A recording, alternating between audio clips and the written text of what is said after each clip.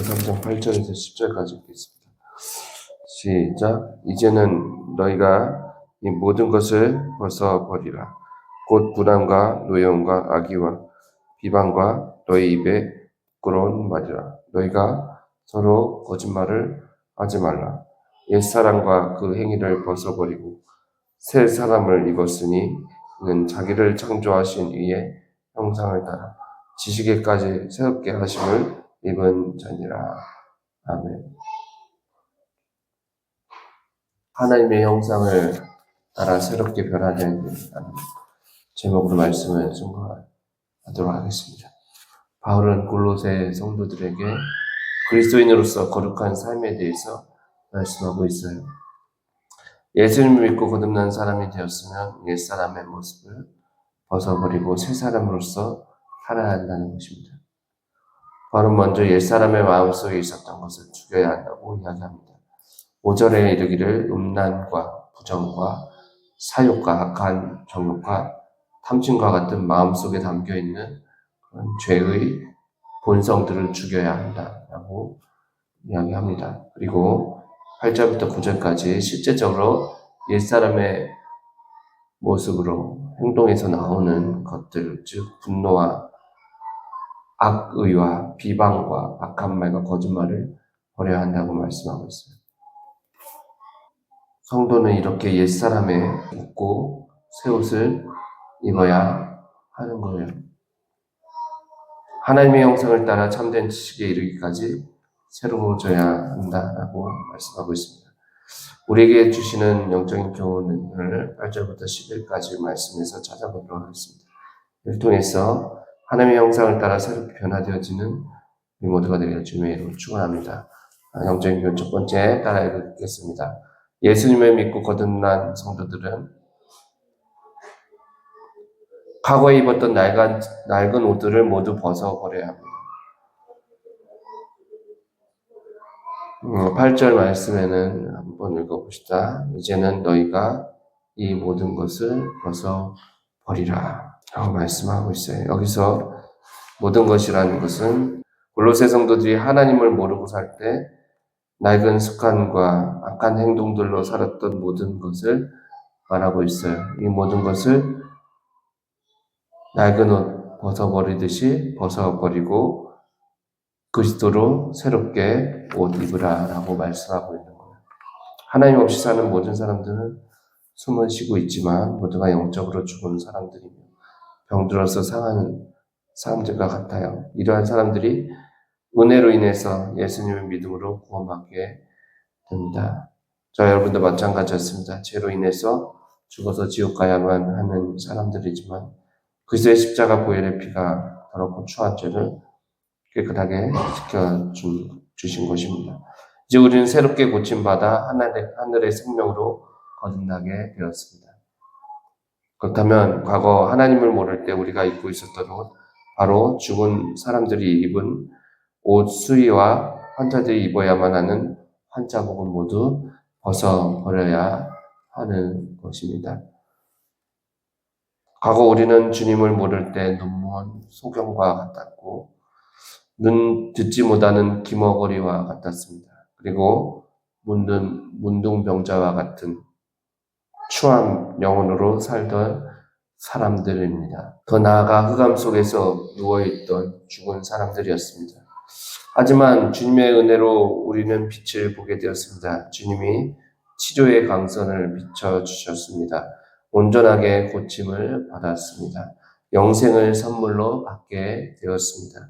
이제 우리는 수의와 환자복을 벗어 던지고 은혜와 진리의 새 옷을 입어야 합니다. 그럼에도 불구하고 성도들 가운데는 어떤 사람은 이미 구원받고 새 생명으로 거듭났지만 여전히 누더기 같은 옷을 걸치고 다니곤 합니다. 교회에 나와도 여전히 생각은 세상을 향하고 삶도 과거의 낡은 습관과 제 행실을 청산하지 못하고 그대로 젖어 있습니다.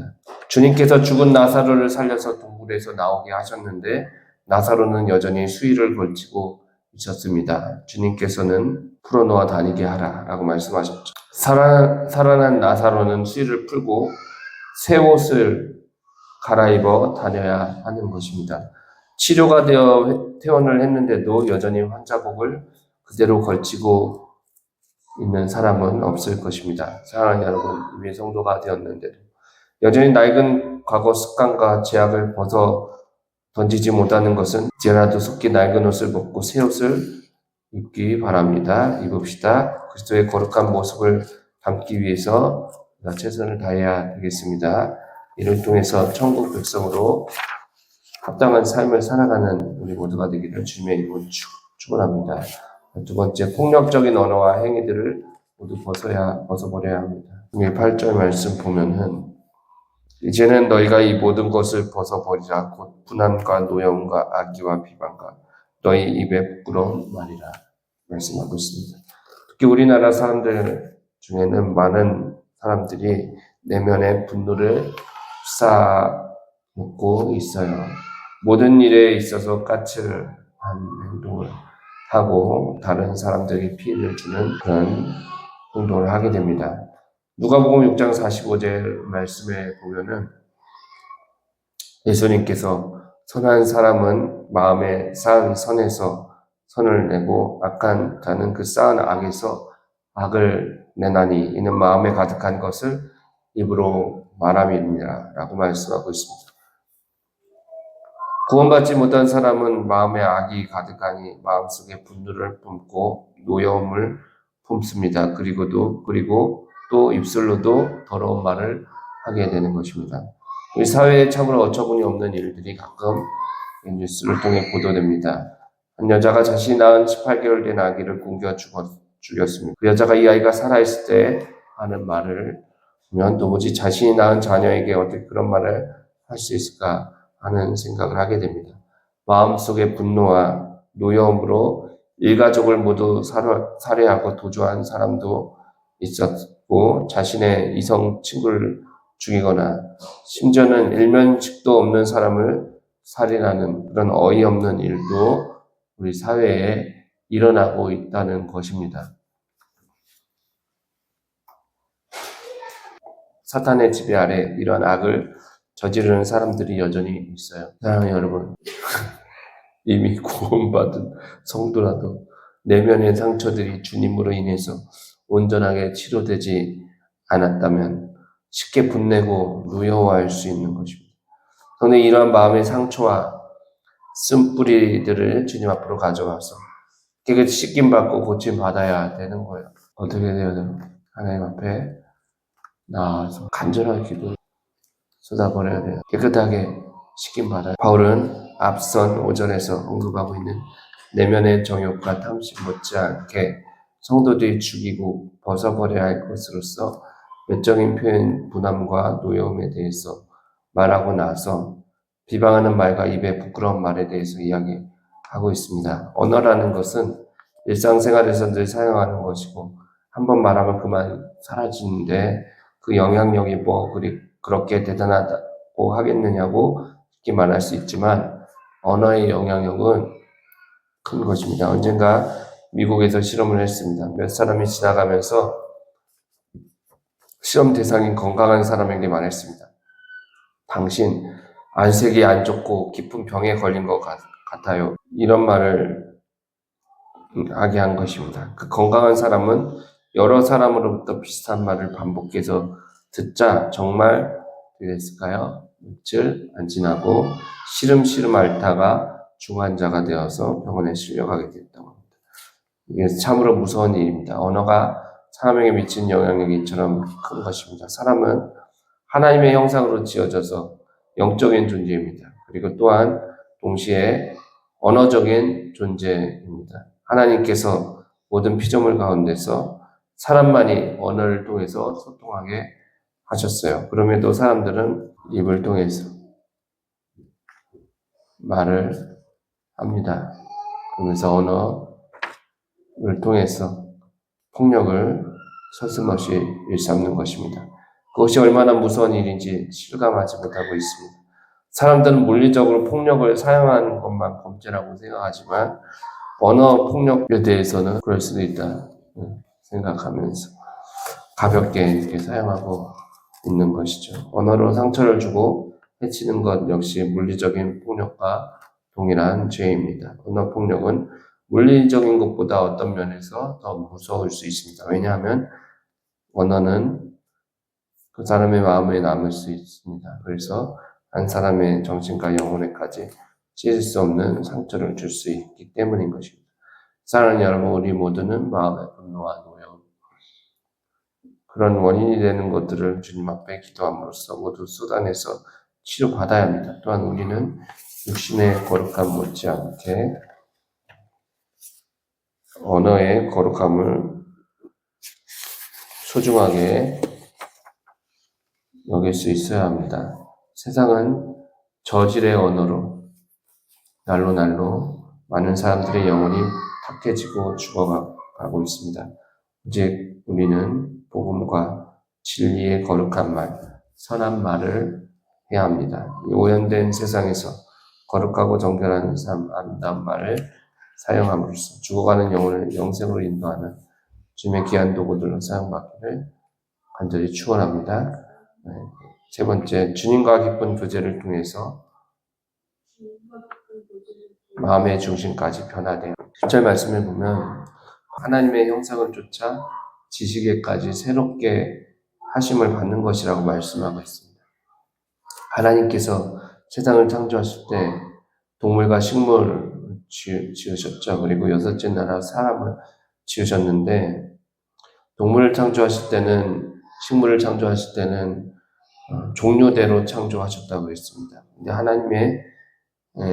하나님께서는 사람을 만드실 때는 하나님의 형상대로 지으셨다고 말하고 있어요. 인간은 온 우주 가운데 유일하게 하나님의 형상을 따라 지음받은 참으로 존귀하고 특별한 존재입니다. 인류의 첫 조상인 아담의 범죄 이래로 모든 인류는 하나님의 형상을 잃어버리게 되었습니다. 하나님은 그분의 형상을 잃어버린 인간들이 죄짓고 타락해서 고통받으며 사는 것을 불쌍히 여기셔서 하나밖에 없는 아들을 이 세상에 보내셨어요. 예수님은 하나님의 완전한 형상으로서 이 세상에 오셨으며 구원받은 우리는 이제 하나님의 형상이신 예수님을 닮아감으로써 하나님의 형상을 회복하게 되는 것입니다. 우리는 어느 정도까지 하나님의 형상을 쫓아서 살아야 되겠습니까? 바울은 10절에서 말합니다. 자기를 창조하신 이의 형상을 따라 지식에까지 새롭게 하심을 입은 자니라. 지식에까지 새롭게 되어야 한다라는 거예요. 이 지식은 무엇을 말하는 것입니까? 세상 지식을 이야기하나요? 세상 지식을 따라 새롭게 변화되어야 된다는, 그렇지 않죠? 어떤 지식입니까? 하나님을 아는 지식은 바로 이 성경 말씀에서 나오는 거죠. 하나님을 아는 지식에 따라 이렇게 자라나가야 되는 것입니다. 하나님을 아는 것은 예수님과 신비한 연합으로부터 시작됩니다. 주님을 믿고 거듭나면 영적으로 연합하고 주님과 교제하게 됩니다. 성도는 하나님 말씀과 기도를 통해서 예수님과 깊은 교제를 누리게 되는 것입니다. 이제 마음의 중심까지도 예수님을 닮는 사람들이 되는 것입니다.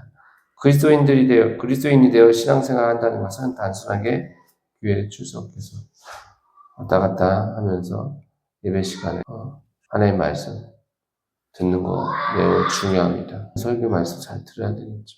그리고 돌아가서도 성경 읽어야 되고 기도해야 되겠죠. 하루에 5분, 10분이라도 시간을 내어서 성경을 읽고 기도합시다.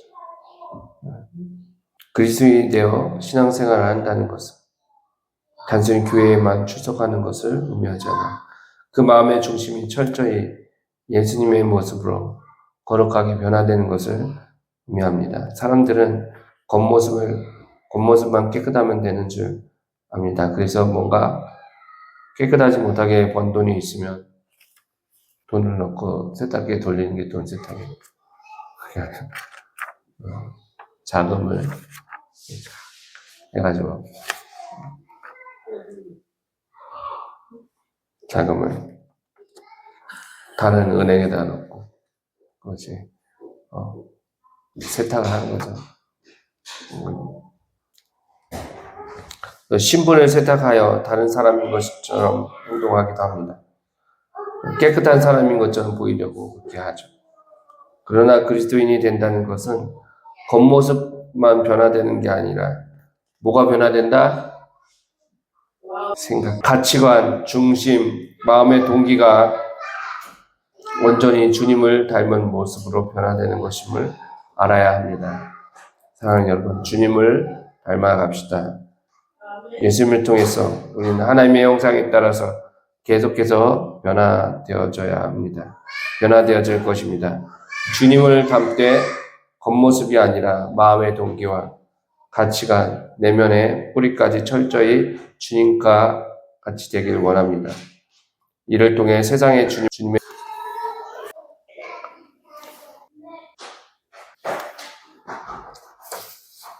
말씀처럼 우리가 하나님의 형상대로 지어졌습니다. 하나님과 깊은 교제를 통해서 주님과의 온전한 사귐을 통해서 하나님의 형상대로 변화되는 저희들이 되기 원합니다. 우리의 입술의 말과 행동이 주님을 닮은 거룩한 모습으로 변화되게 해 도와주시옵소서. 예수님의 이름 찬송가 400